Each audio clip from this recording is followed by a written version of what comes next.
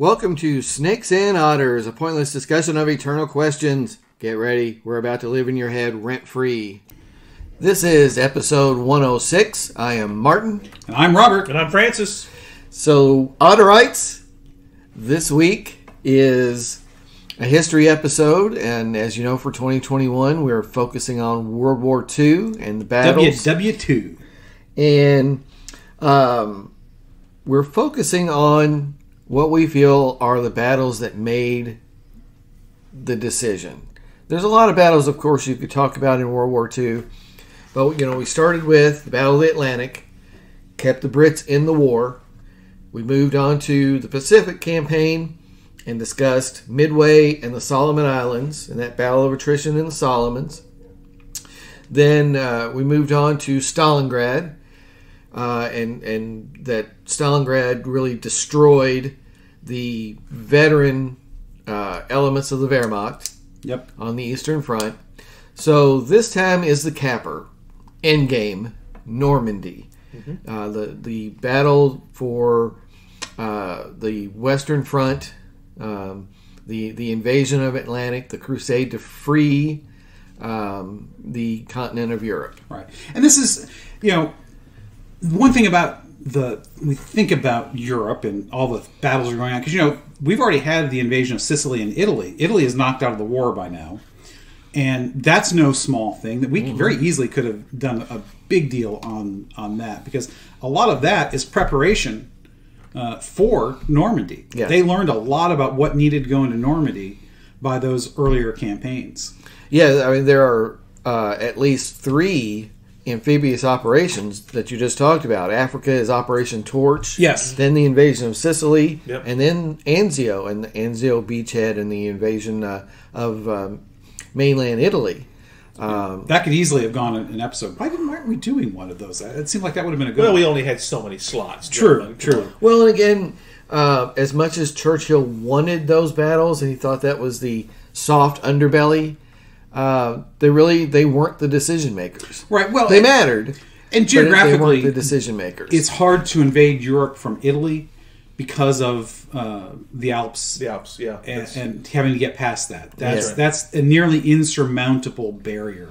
You almost cannot do it. It's like trying to invade Europe from Spain. You got to get past the Pyrenees. Mm-hmm. And it's Hannibal being one of the few exceptions, and it was nearly disastrous for him anyway. Exactly. Yeah. They lost a ton. There's lots of records on that. We should do a Hannibal episode, but that's neither here nor there. Down the road. Yes, down the road. Yeah. Skip a bit, brother, as they say. Skip a bit, yes. So I just think one of the things that it was fascinating about leading up to this was all of the preparations and decisions. You were talking about Churchill. And talking about that as a soft underbelly, he had resisted opening up a front in France because the Soviets wanted to open up a second front in Europe because they needed relief. Yeah. But Churchill's like, "Are you nuts? We're not ready. We are not ready. We're not ready. We got our asses kicked at the end of 1940, not even the end, the middle of 1940, and then you have the Battle of Britain for air superiority. That's got to take time to get through because you can't invade the continent without air superiority." And you also have to wait for us to get over there. Yes. And that's no small feat. And Churchill had advisors telling him, even with the Americans, we're not ready yet. We can't do it. We can't do it. So you guys are doing a great job, of course, of setting up the situation. But, again, now that Germany is surrounded by enemies, the thing they feared, the two-front war, just like in World War I. Yep.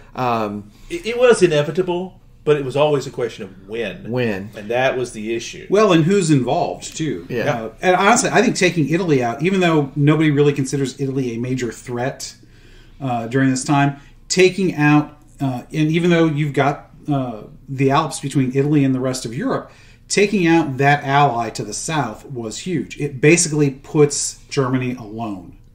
Yes. And, of course, they feel vulnerable on that southern flank, so they are pouring resources into Italy to hold off the Allies. Right, because even though I don't think manpower drain. Right, even though we probably never really seriously considered coming up through the Alps because of the logistical nightmare, you still have to guard against that possibility. Because very easily we could have put small forces in through there to cause havoc, cause all kinds of trouble. It's interesting you bring that up.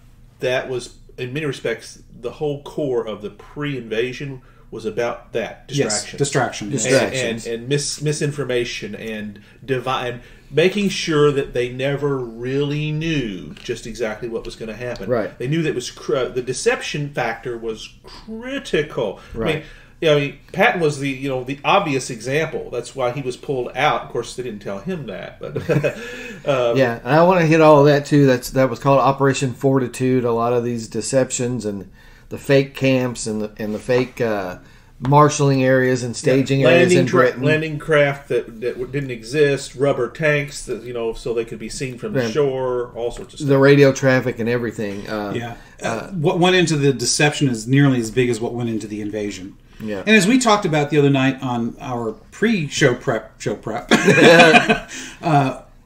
fact that the U.S. and the Allies had broken the German codes, it was really the British and the Allies that broke the German codes. Yeah. Broke the enigma. It broke the enigma. And then, the U.S. in the Pacific War cannot be underestimated, that tactical advantage, because our enemies never broke our codes. Not in any serious way. Yeah, and it's almost incredible because they had a lot of talent. Yeah, but the Brits even better. They essentially turned every German agent in Britain. Yes, and turned them into double agents without the Germans knowing. So the Germans got fed tons of garbage from double agents. They really thought they had Britain penetrated with spies, and the Brits had all of them, every single one. And that's no small feat either. Yeah, it was huge. But that's the situation. The Allies are now together. American power is being brought to bear. Stalin has destroyed this veteran formation of the Wehrmacht at Stalingrad. He's moving towards Germany. Italy is embroiled and knocked out of the war. Mussolini is about to get hung, and from a lamppost, and not well. Let's be clear. Yes. Oh yes. I'm sorry. It was there. I had to use it. Well, I think that's the first sexual innuendo you've ever injected into an episode. Right. That's usually Robert and I's job. But it just kind of happened, guys. Well done. Teed it up and hit it out of the park. I appreciate that very much. That's right. And Africa's been knocked out now, and all the German forces have had to retire back into Europe, and we're staging in Britain. And that sounds like, oh my gosh, this is inevitable, they're going to lose, but that's still not inevitable. No, they're still a large professional army. They're not as good as and experienced as they were prior to Stalingrad, but they still have a lot of men and material. And the problem when you surround somebody is you tighten their supply lines and lengthen yours. And so it makes it easier to move men around, theoretically, assuming you wake up your leader to approve it. But, so it gives them some advantages to offset the disadvantages from being squeezed back. Yes. So it's not a definite that they were going to lose. You've got a real key piece right there too, in that yes, we could invade France, maybe, but the Dieppe raid has already shown the difficulty of raiding a French port and trying to invade at a spot where you can then bring your supplies in. Right. I was reading about that this morning. That basically convinced them we're not invading at a port. We can't do a port. Yeah, it's too well defended. It's too well manned. It's just not possible. Or it's not like happened. The cost would be would too far high. outweigh too high. Absolutely. And that was part of the thing is, could they do things? Sure. But, they have to have a reasonable chance of strategic success. And, of course, the Brits do not want to get into another Somme, Passchendaele, absolutely, slaughter disaster. Well, I'm glad you brought that up, too, because the lessons learned in World War I are critical here. Yeah. Churchill knows we he didn't can't do things that conventional wisdom, even 20 years earlier, would have demanded. Yeah. We recognized, World War I changed everything, but that's one of my outlooks on life. Yes. Well, but the even Cherbourg in the Normandy area, a port that they wanted to take. They needed that. They needed it. It's heavily defended. It's a deep water port that they have to have. And they knew the Germans, even if the Germans couldn't hold it, they would simply destroy it, which they end up doing. Right. So that's going to be the thing. Yes, we can get a beachhead. We can start an invasion. But how do we stay? Yeah. How do we stay? Exactly. And move forward. Yeah. Right, because you have to bring everything with you. You know, it's not like, you know, when Germany is doing all of its invading in the early parts of the war, they're doing it across land. They don't have to go. I mean, other than Africa, which, you know, they can, since Italy already has a beachhead there, that's not even the same situation. Because Italy's in Africa way before the beginning of World War II.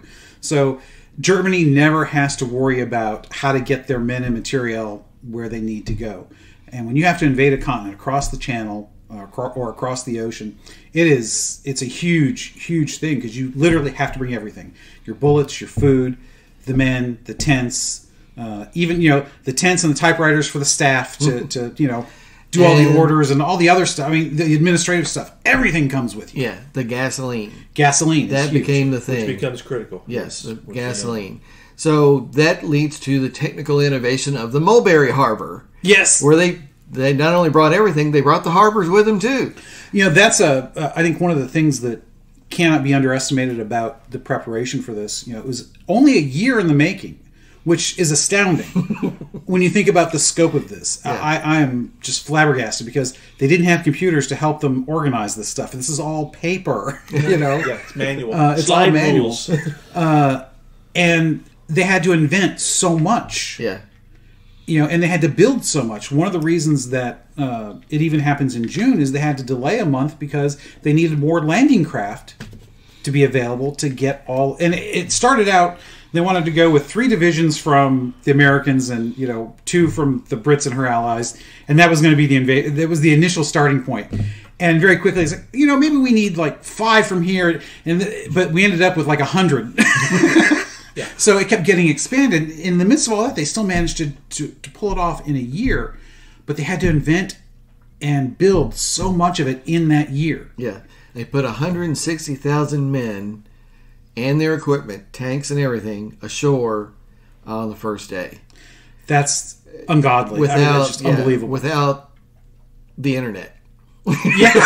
Or GPS. Or GPS, right. Or anything. Maps. Yeah. Paper maps and a compass. And, you know, there are 5 beaches. Mm-hmm. The Brits were assigned what were called Gold and Sword. The Canadian troops were assigned Juno, and U.S. troops assigned Omaha and Utah. And 4 out of those 5 beaches, things went okay. Omaha Beach got a mess, turned into a mess. They landed kind of in the wrong spot and really ran into a ton of resistance, but it still worked. Even after all that planning went bad. No plan survives contact with the enemy. Or, you know, everybody got planned to get punched in the mouth. That's right. Mike Tyson. They were resilient and figured it out and still got ashore. And that's one of the things that hallmark, I think, is what delivers the ultimate victory in World War II. I think the U.S. and our allies were far better at the improvisation than the Axis powers. Yeah. Either because it's not their culture, like in Japan. It's a lot of it, yeah. Or they're too afraid to in Germany. Yeah. And I don't think that can be underestimated either. Yeah. We trusted our people on the ground to do what was... Again, that's another lesson from World War I. We had to trust the men on the ground to make the tactical decisions in the scope of the strategic plan. And that's how it works now. Yeah. That is doctrine now. Yeah. The authoritarian model was a German... It was just almost built into their DNA. You know, it's all top down. Everything's top down. And that ultimately proved a fatal flaw. Yeah. Well, and they pulled a bottom block and put it on top. Mm-hmm. And Hitler, again, someone who does not trust his generals because he was a corporal, and he felt the generals were the ones who screwed everything up. And he's not entirely wrong with that. Yeah. But he has professional soldiers telling him things and he decides, nope, we're going to do it my way. And that's he believed his own press. Yeah, it's a huge part of all of this. It's exaggerated some in some of the films, like The Longest Day. Oh, we can't wake the Fuhrer, he took a sleeping pill, that kind of thing. But they didn't tell him, because just afraid of him blowing up at them. Right. And at that point in the war, you'd get shot. Yeah. I mean... and there's a doctrinal problem as well amongst the generals that Hitler doesn't really settle. And that's, Rommel wants to take the Panzer divisions and put them close. Put them there and drive the Allies off the beach from the start. But the other generals, their doctrine is, no, that makes the tanks too vulnerable. Let's hold them in reserve till we figure out where the invasion is coming, and then we'll move them in place. Honestly, given the deception that was going on, I honestly think Rommel was wrong in that, unless he chose the right spot. Yeah. Because, if he chooses Calais, where they think it's going to come, it's just as bad as leaving them everything, 100 miles from the coast and then bringing them in later. Yeah. Because they've already got the foothold by the time you get them from Calais to Normandy. That's why the deception was so critical to the success of this. So in a way, they're right, but you still have to concentrate them someplace to use them. And the movement, here's where I think Rommel had something right, is you don't have superiority in the air. The Luftwaffe is destroyed, essentially broken. The Allies have air superiority. They can patrol the channel, and anything they spot moving openly in France is a target. So the general's wanting to hold the tanks there's no back. Civilian traffic in France. Yeah, and moving them then in is very, very dangerous for them as well. Yes. So it's kind of a no-win deal. It is. There's too many unknowns to plan effectively. You have to rely on being lucky. Yeah. Which, a good commander does rely on being a little lucky. Yeah. But you have to have a good plan for the luck to act on. Yeah. Have a good plan and catch a break. So I think Rommel could have, if he had guessed right and had them close to Normandy, he could have maybe pushed the invasion. He could have repelled the invasion, absolutely. Pushed them off the beach. They had the manpower and the equipment and the training and the professionalism to be able to do that. Because they were ready. But they couldn't be ready everywhere. Right. Well, and Rommel didn't feel they were ready enough, because he did feel like he was in charge of that, and that's something we haven't mentioned yet. That was the one. He's in charge, but I think he comes to it a little bit late, doesn't he? He does, yeah. Yeah, he's not 100% the art. He's a good deal of the architect of the defenses, but he's not there from the beginning. Because wasn't he injured and laid up for a while prior to this? Yes. So he's out of the war for some time prior to this. And again, this convoluted command structure where he has to still report to yet someone else. Right. I think it's... was it Jodl? I think it was Alfred Jodl, yes. Yeah. Not von Kluge. So he's reporting to yet someone else, who's then reporting to the Fuhrer. But Rommel feels there are only 18% of the defenses are constructed. And he has no authority over any construction workers or equipment. Right. There is no supreme Axis commander like there is in Ike. So he's been told he has no authority over Alfred Speer's people, Albert Speer's people, not Alfred. So he's got to employ his soldiers as construction workers and try to get these defenses built. And he claims only 18% ready. So that's huge. Again, the air supremacy, huge. The Luftwaffe can't do anything in the channel. They can't harass the invasion fleet of 5,000 ships. They can't spy on the marshalling areas in Britain. So they really are blind. They don't know what's going on. They know it's coming, but they don't know what's going on. Right. So.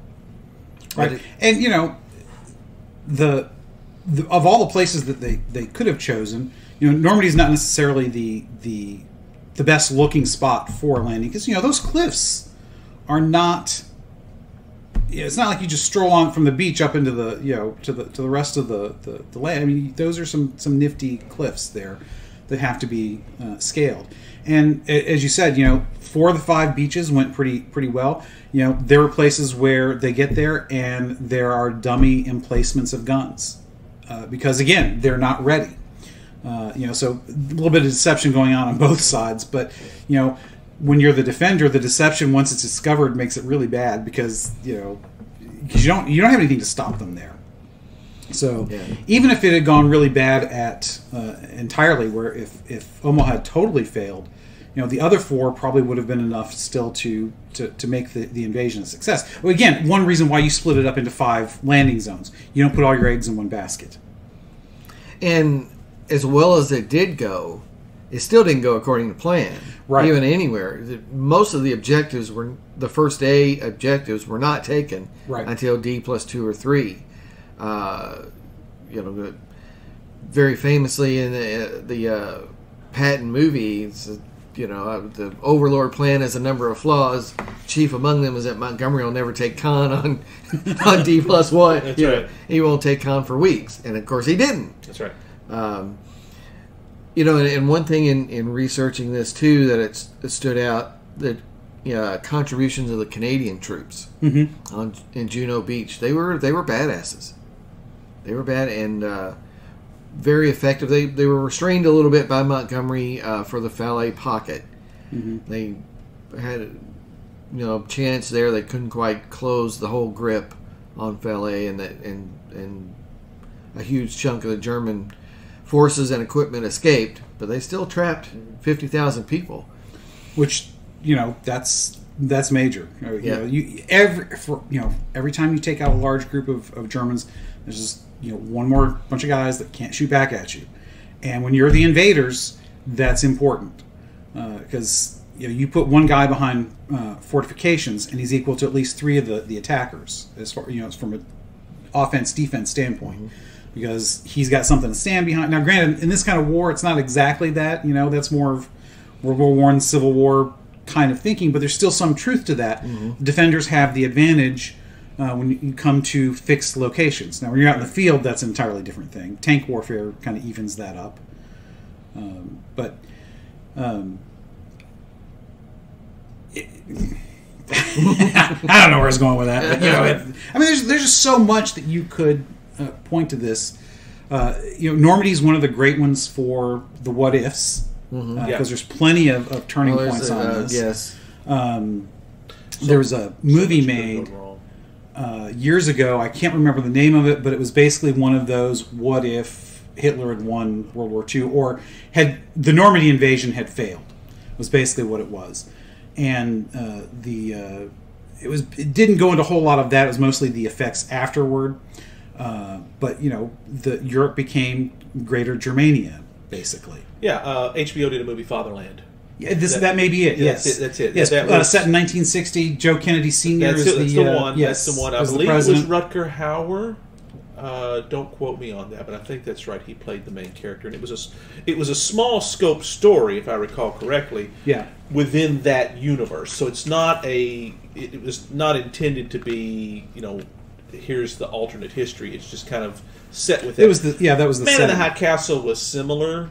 We've done very differently. That was more of a sci-fi alternate history and all that sort of stuff. But right, but it just goes to show you if that invasion had failed, they would not have been able to mount another one for years. Yeah, and it's likely true. They probably would have had to have settled a negotiated peace. Yeah.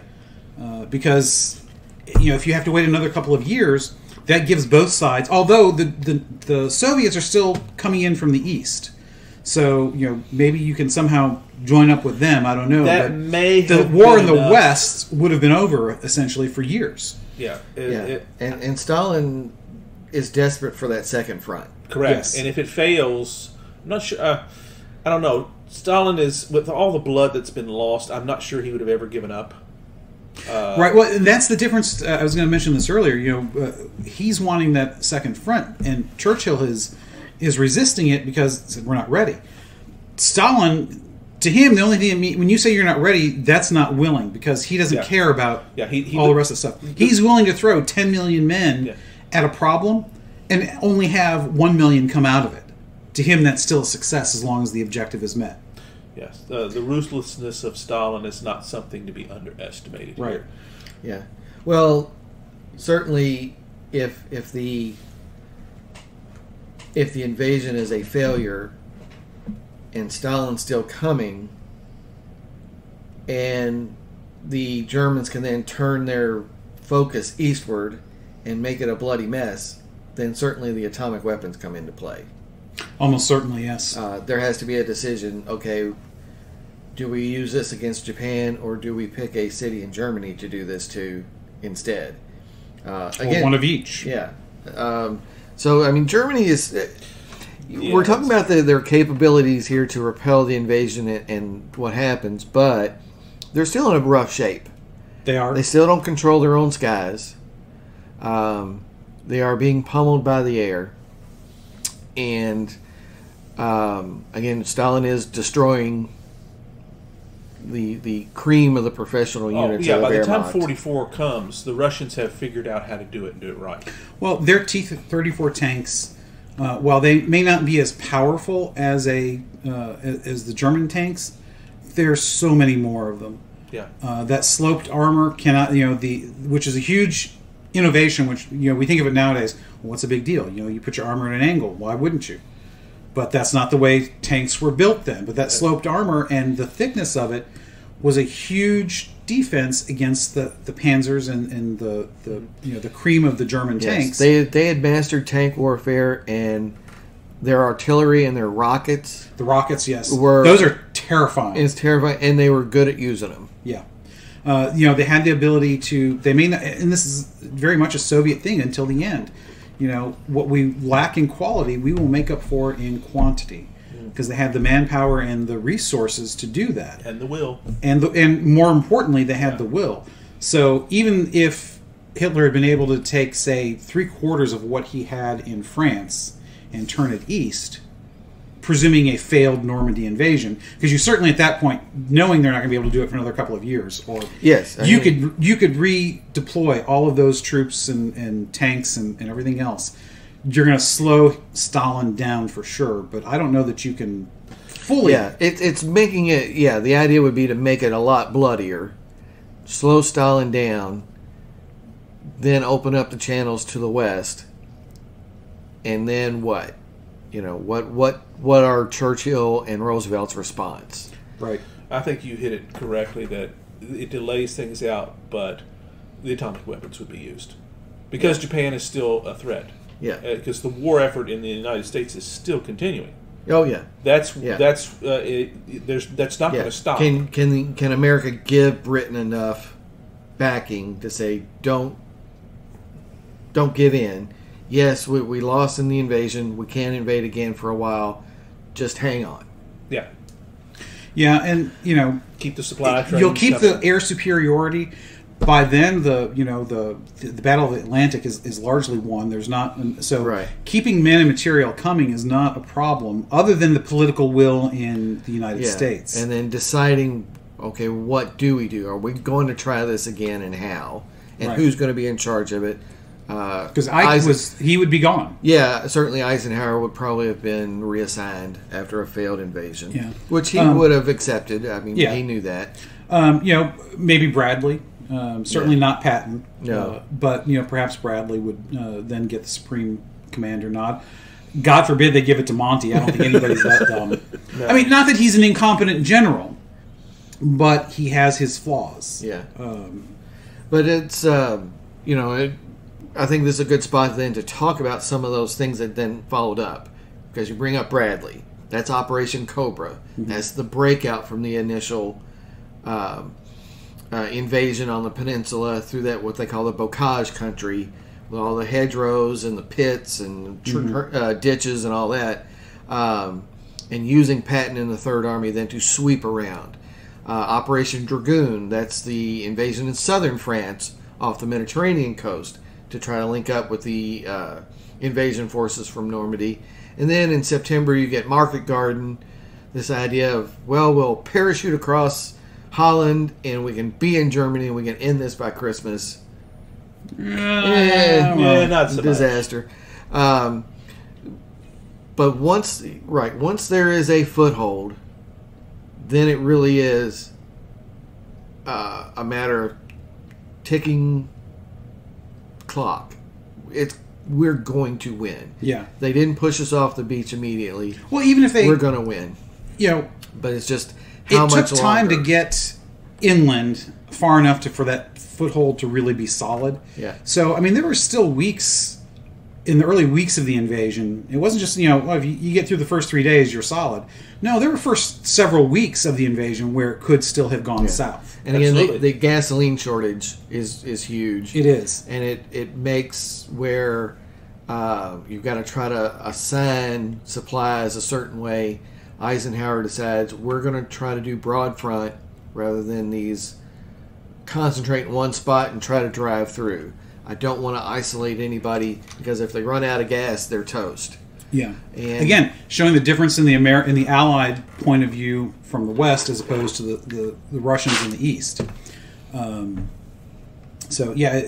That's a different way of executing the war, and both end up being successful. It's just the toll on the Soviets is huge. Mm-hmm. Yeah, in the Americans.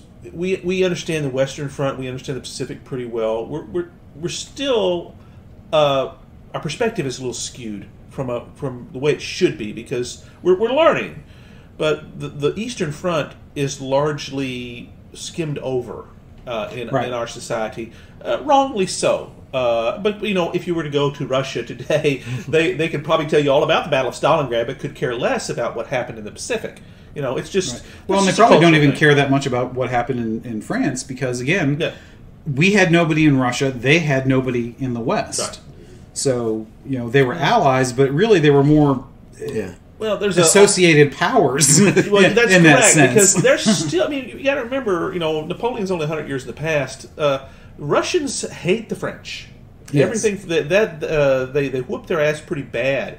At that time, and they've never gotten over that. Ironically, and go back to War and Peace, which I've talked about before, Russia was, before Napoleon, was very Francophile in many ways. Most of their aristocracy spoke French as well as Russian. In fact, Russian was the peasant language. We're talking French otherwise. That all changed. Well, and if I remember correctly, one of... was it Catherine the Great? She's French, isn't Absolutely. she? Yes. Yes, but there's German there. It's complicated. It's complicated. She was kind of mostly German, sort of, kind of. Okay, I was thinking she was from France. She was not Russian. You're exactly right. Yeah, I knew she was brought Russian. in to marry the Tsar, who was a dick. Yes. And he gets Russians often are. Well, he gets dead, and we'll just. My God, how complicated can we be? We could do a whole episode. There's a HBO or Netflix miniseries that was really good. Nicholas Hoult played the Czar. That's correct. Yes, he was really good. It was too. very, very well done. That's correct. And I don't know if they're going to do another season, and I can't remember the name of it. But I think it may be The Great. Yes, that's it. Yes, I watched. I haven't finished it, but I watched part of it. Excellent. Yeah, I know that's off of our World War II topic. But, well, we do ourselves a disservice, I think, by not learning Russian history as well as we could, because so much of it is very rich. They were so isolated from the West for so long. Well, I mean, they did a really good miniseries back in, I want to say, the 80s or 90s called Peter the Great, which was fantastic on him. He more than anybody else modernized Russia.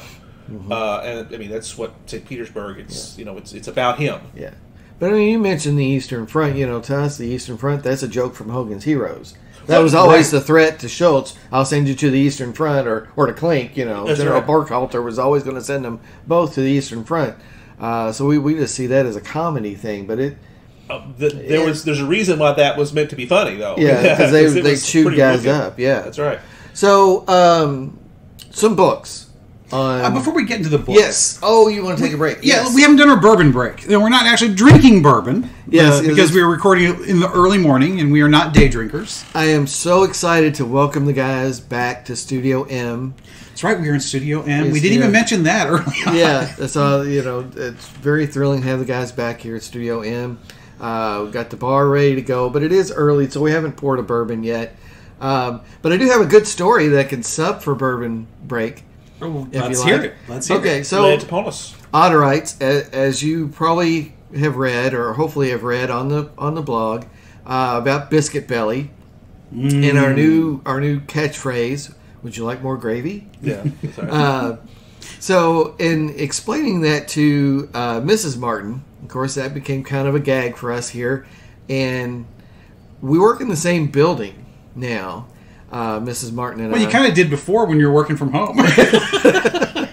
So same room. Very well put, sir. I like that. We sort of started using it as kind of a convoluted way to say yes, or that's a good idea, that kind of thing. Oh, I thought he was going to say it was their signal to go to the master bedroom and get busy. Celebrate one's marital vows. Yes. Well, it always could be. That's a recommended thing. Yes. But it's a little more mundane. She would ask, "Do you want me to order some sandwiches for lunch?"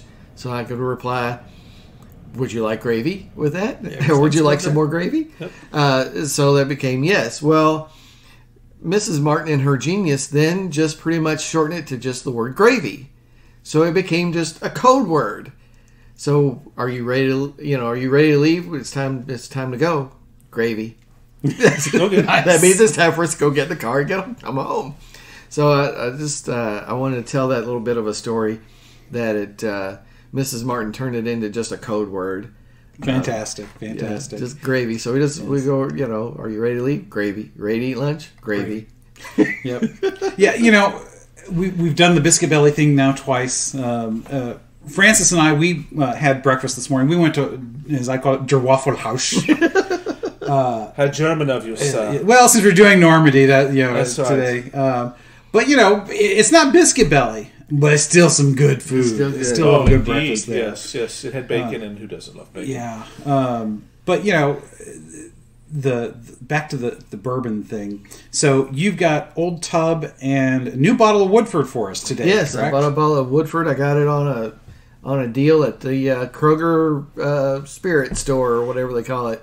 Excellent. So we got Quarter Horse Reserve, we got Old Tub, and we got a brand new bottle of Woodford to crack. One of the things that I observed to somebody, I forget who it was, if it was maybe here or maybe somewhere else, I don't recall. But I was talking about, because we like to try new bourbons, right?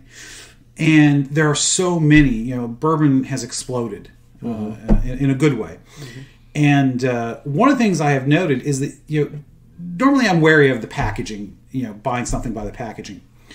But I have come to find that, for the most part, if you find a unique style of bottle, that bourbon is almost always worth a try.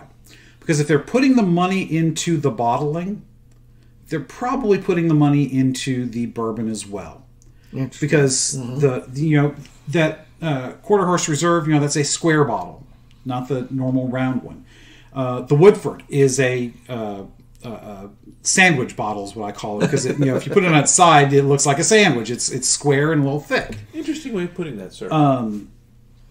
That's a different, non-standard, fifth of whiskey kind of bottle, and those are good quality bourbons. So I find that an interesting thing. I don't know if you guys have noticed this or come about it. Yeah, I hadn't thought about it in that way. But certainly they do try to get attention by the bottle. And you got to put money into that. Non-standard bottles are not cheap.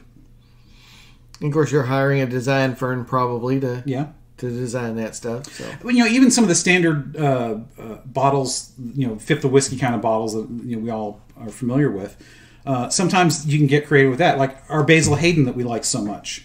That's a little unique because you've got that paper strip that's affixed to the bottle, which makes it stand out. Like a little bit of it's got a copper band, I think, around it, doesn't it? It does, yes, indeed. So, that's a little bit interesting. And, of course, Basil Hayden is one of the better bourbons that we've tried. Yes, absolutely. So, I don't know, I just thought I'd share that because I just found that an interesting correlation. It's not necessarily causation. Weird bottle does not necessarily mean good bourbon, but so far, it's held fairly true. Well, you have to give the impression of quality if you want sales to follow. Yes. Especially at the $30, $35, $40 price point. That's right. You've got to give that. Now, there's a presumption on the backside for repeat sales that it is quality, that it lives up to the image. But let's face it, guys, as marketers, it's all about the marketing. You've got to market it right. Yes. Well, and for those of us who are bourbon aficionados, who doesn't like to have a good-looking bottle on their shelf? That's right. That's right, yeah. So there's something to that as well. Yeah. So ask any bartender. Sometimes the reason they display those bottles is because people don't really always know. They'll pick something based on what it looks like. Yeah. Very true. Very true. Cool. Well, that was a good bourbon/story break. Yep. Gravy. Gravy. Books. You wanted to talk about books. So, yes, I just pulled 3 off of my shelf that are related to Normandy, the Normandy invasion. Classic, The Longest Day by Cornelius Ryan. Which the movie was based on, if I recall correctly. Yep. That was an excellent movie. I can't say enough good things about that. Big time John Wayne we've talked about movie. that before, but it really is a fantastically... It's accurate, too. It's pretty close. There's license in it, but it's always going to be the case. But yes, you can get a decent sense of the reality. Of the reality. In a broad way. I mean, something like Saving Private Ryan is far more realistic. But it is, yes. It's also more focused on a small story. Well, but that landing, though, yeah, in Saving Private Ryan, people still talk about the beginnings of that movie even today. It has kind of become the quintessential Normandy movie. Kudos to Steven Spielberg for doing it as well as he did, because before that it was The Longest Day. That was the Normandy movie for a long time. And Longest Day, and it still holds up. Yeah, it does. Well. It does, and it's focused a great deal too, not just on the beach landings that we've talked about to a great deal, but on the paratroopers. Yes, which was a huge part of the invasion. Dropping the paratroopers behind the lines to try to secure the roads. How do you take an enormously complex operation with hundreds of thousands of men and make it small enough for an audience to understand? Yeah. Duh. Of course, you have to compartmentalize. And the focus. Yeah, the paratroop drop. A lot of that stuff went really badly too. Right. Troopers missed their drop zones. The units dropping in the dark. Yeah, and they were broken up before dawn. Yeah. They were broken up hugely, but they just kind of went, well, you know what? I found some elements in the 101st. I'm in the 82nd. So what? Let's go find some Germans to shoot. Right. And just made it work. That's the flexibility. That's correct. We recognize if you're wearing our uniform, we'll take you. Yeah. So that's again that really neat idea of the American character of, well, we got a job to do, and these aren't the guys I trained to do it with, but what the heck? They're still my bros. We're going to go do it. It's hard to see the Germans having that kind of flexibility. A German paratrooper separated from his unit probably would have just sat there and waited for orders. Maybe not, but the degree of flexibility would not be there. Because we say this about that flexibility. We talk about it, the Americans being so flexible and the Germans not. But when we talk about that flexibility, it's the men on the ground that are the ones that are flexible. Because they realize, and again, it's part of the American spirit. I'm the guy that's got his life on the line, not some general, sitting over in England or still on the ship. So screw him. I'm going to save my own ass. Whereas and I'm also going to do my damn job. And he's going to do his job. I'm going to do my job without being told. That's right. Whereas on the German side, by now you're scared to death to do anything that is outside of orders. Yeah. So while you're probably still going to have some pockets of those guys who are willing to take initiative, because certain death versus potential execution is still a good motivator in that sense. But that inflexibility is at the top, and that filters down. On the German side. And then I also pulled, of course, our buddy John Keegan that we discussed recently. Absolutely. An episode that published a few weeks ago. 6 Armies in Normandy. Also very, very good discussion of the invasion. And this one isn't really maybe directly about the invasion, but it's Douglas Brinkley's The Boys of Pont du Hoc. That's one I've wanted to look at, but I don't have a copy myself. Right. So this talks about Ronald Reagan's anniversary speech, where he focused his opening on the Ranger Battalion that took the cliffs of Pont du Hoc. There were supposed to be gun emplacements up there, and the guns had already been moved back So they scaled the cliffs under enormous small arms fire and got to the top. 200 men by the next day, I think, were reduced to 90 men that were combat effective. But they did find the guns eventually behind the emplacements and disabled them and took the cliff. It's a really some kind of story. Yeah. I don't think you can. When you talk about World War II books in Normandy, I don't think you can leave out Stephen Ambrose's books. Yeah, he's a great author. He's one of those guys that can write for the popular market yet still be a good historian with it. He's like a David McCullough in that way. Mm-hmm. Yeah. There are two, and I'm blanking. One is, I think, D-Day, and then shoot, what is that other one? That's because I've got both copies at home, and I'm blanking on the second one. It's the one that the miniseries was based on. The Band of Brothers. Band of Brothers. That's Band the of one. Brothers. Yes, Of course. Yeah, Band of Brothers. Which is really one of those essential. It's not just D-Day though. It's right. The whole European. It starts with D-Day. It's the paratroopers. Those paratroopers we were talking about. Yeah. So that's and Band of Brothers as a series. That was phenomenal. Yeah, just like Longest Day, the film, or Saving Private Ryan. If you want to approach it from that direction, from a media instead of a book, definitely worth diving into. Love Band of Brothers. Of course, one of our favorite fiction authors, Jeff Shara, has done a World War II series. Mm-hmm. I don't know which book off the top of my head covers the Normandy invasion, because neither one of you have them yet? Or No, I don't have that. I've got them, but they're still on my to-read list. Yeah, I still have a handful of Shara's. So I don't. Shara's really good at what you were talking about, Francis, making something really big understandable, because he does what Longest Day did. Right. And that's what his father did, and that's where he learned it. He focuses on a small number of characters from both sides and does the narrative from those points of view. And so it gives you both a personal in to the story, as well as being able to give you that overview. Yeah, well, he wisely picks those characters from those who were at the pinch points, at the interesting points, like Chamberlain on Little Round Top. That's one of his, that's his father did it for the, the Killer Angels. It's the same approach. It lets you see good pieces of the larger picture at a small personal level. Right. It's craft. It really is. He does a really good job. So if you want a little bit of a fictionalized historical account, that's another good place to, because it's very readable. Very readable. And Ambrose also did a book, Citizen Soldiers, which is that's the one that covers from D-Day through the Battle of the Bulge. That's the one I was thinking. Really, you could. Any of Stephen Ambrose's books, you can pick them up and enjoy them. They really are very good. And he doesn't do just World War II, by all means. Mm-hmm. But he's still one of the masters. No, he did an excellent book on Lewis and Clark, Undaunted Courage. That's right. Yeah. That might be his best-selling work. I don't know. Band of Brothers probably overtook that. Yeah. Exactly. But the miniseries didn't hurt, certainly. Right. It still is one of the standards of and credit to HBO for doing that. The companion piece, The Pacific, which I think was done by his son, because it's not Stephen Ambrose, it's Michael. Don't quote me on that. Because I want to say it's a different Ambrose, but I want to say it's his son. But I could be wrong about that. But the likelihood of two historians named Ambrose seems well, and I think Douglas Brinkley, the Boys of Point to Hook. I think Brinkley is kind of a protege of Ambrose, or is written with Ambrose.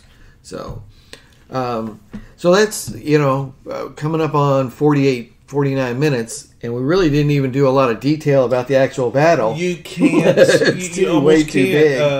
But just think about again that first day between the paratroopers and the invasion force, something like 1.6 or 160,000 men, and by the end of August, 2 million men. Mm-hmm. Launching Eisenhower's crusade, as he phrased it, to free a continent. And many of those men survived and went forth back into... If you have anybody in your family or in your community that experienced World War II, in the East, in the European front anyway, they were very likely involved in that. I had a great uncle that was on the second day that went in. So it's personal too, folks. Even for us generations later, there's that connection. As that generation slowly goes away, there are very few of them left now. Yeah. Us being Generation X, we are of the generation where either our parents were, such as myself, because my parents are older than yours, but although your parents might be close to my age, my parents 10 years younger. 10 years, okay, I couldn't remember. Because my parents were boomers, actual boomers. That's right, that's what it was. Your dad was closer to my parents' age. Correct, yeah, Dad was born 35. Yeah. He was 10 years old when the war ended. Right, but remembered a lot of it. Right. So, but we are the last generation really that can remember or knew somebody who actually fought. That is correct. As far as that personal connection. Yeah, the next generation after us doesn't have that personal connection. Right. It's secondhand at this point. Yeah. We were able to talk to those who experienced it. Well,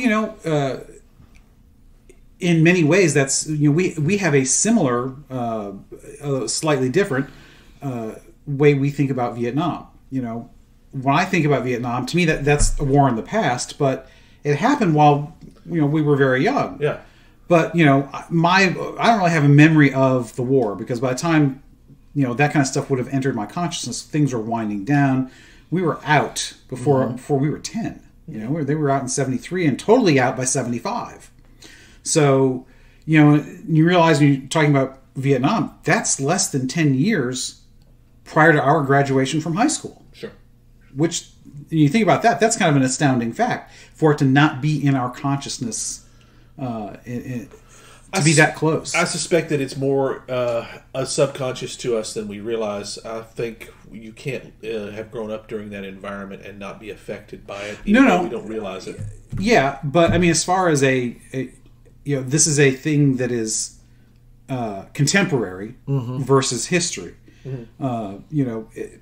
Because the way the war was perceived at home and how the reaction, that's just one thing that even World War II is much more I think stayed in that contemporary mindset than something like Vietnam, because even though we were only 10 years past by high school, it was no longer a contemporary event, at least not for me. I would presume similar for you guys, as far as being in a I didn't know anybody that went to Vietnam.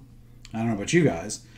So maybe that has a lot to do with it too. I found out. I got to know some later because they were older than us. Right.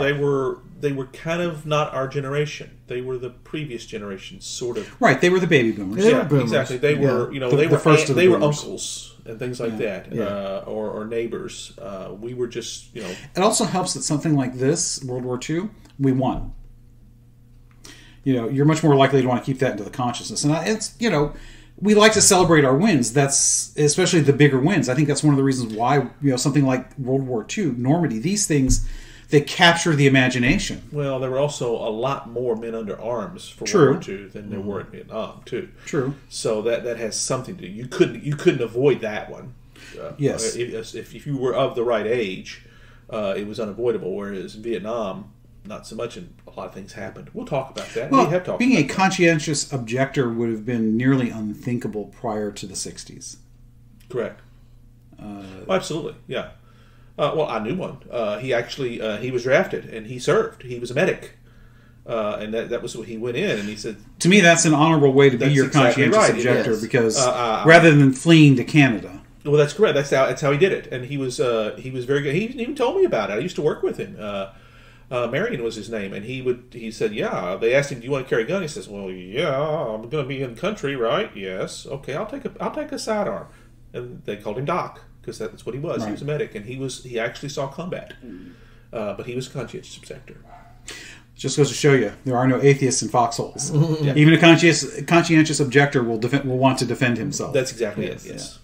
So, like I said, big rabbit hole there. Yeah, we didn't even really hit a ton of details on the Battle of Normandy. Right, we didn't even hit the personalities like we normally do. Just too big a thing. We mentioned just a little bit about Bradley and Patton, and of course Eisenhower in overall command. We talked a little bit about Montgomery. He has a large command under Eisenhower for this. Right. Well, he's really the in-country commander. Yeah, on ground. On ground, yeah. Yeah, he's the ground commander as Eisenhower's commander of the entire operation. Which is really a sop to the Brits. Yeah. Because we provided the majority of the men and material. So, especially the material. Yeah. The landing craft. Which is why and Eisenhower is the supreme commander, but you got to throw the Brits a bone. They've been fighting Hitler for 5 years. That's right. Yeah, and Montgomery, as prickly as he did know his job. He did know how to do what he needed to do. So, victory in Normandy. Again, we wanted to just hit these two as we talked about a lot of these. The Germans weren't ready. The Operation Fortitude deceptions worked. The air superiority, again, the Germans couldn't harass the landing fleet, the transports. They couldn't observe the marshalling areas in Britain. The French resistance and Allied bombing campaigns in France were fairly effective at disrupting the transport network, the rail networks. Yeah. Well, yeah, the intelligence provided by the French underground shouldn't be underestimated either. Yeah. I've said that several times, but it just goes to show there are so many pieces that went into this invasion that didn't necessarily have to go perfectly, but were so important to the ultimate success. Yeah. That's one of them. Air superiority is, having all of the men and material, the faking out of where the landing. So many things that went into this. And then the mess that was the German high command, the command structure, the whole, I guess we better wake Hitler and ask him about the Panzers. Nope, not doing it.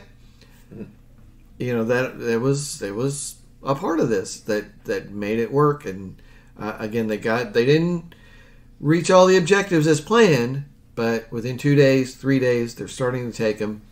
They're there. They are now in Europe. The second front is real. It's time to start squeezing the Germans in the vice. One of the things that, first, this is probably the largest undertaking, with the possible exception of the German invasion of the Soviets. I don't have the details on. It's the largest amphibious operation in military history. Amphibious, definitely. Yes. It may not yet, at this point, it may not be the largest military operation in history, because again, the German thrust into the Soviet Union might be considered bigger, depending on how that is looked at, because there were multiple. Yep. But you could make that case. But certainly from the Allied side, it's the largest military operation. Certainly the largest military operation that the U.S. had participated in, short of the Gulf War. I think the Gulf War surpassed it mainly because we had more men. More of the army that was in the Gulf was us. So manpower-wise, it was certainly... as a percentage of the manpower involved, yes. Certainly less material, although we had farther to go to get them there. But it was also planned faster. But again, we had the computers. Yeah. We had Excel to help us out. And very large air transport is a revolution in military affairs. That's a whole nother rabbit hole to jump down. Loading up a C-17 Galaxy and C-5. A C-5 Galaxy, yes.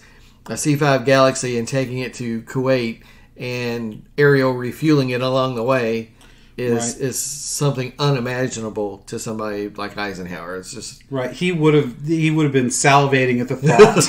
Yeah. I can do what? That's like, would you like some more gravy with that? That is definitely gravy. The C-5 Galaxy is definitely gravy. All right. Well, guys, that's pretty good.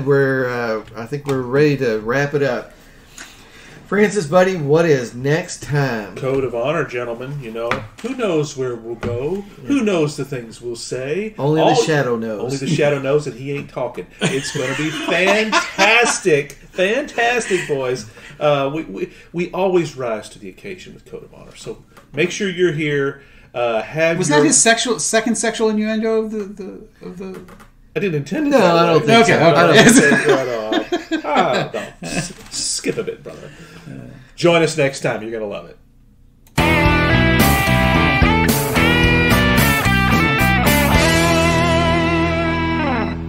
Hope you enjoyed another pointless discussion of eternal questions Remember, new episodes published every Friday at noon Eastern. Spread the word. We're on all the major podcast platforms. And leave us a comment or review because that helps others find us. We're on Instagram, Twitter, as well as our website, snakesandotters.com. I'm Martin. And I'm Robert. And I'm Francis. Join us next week. Same snake time, same otter channel.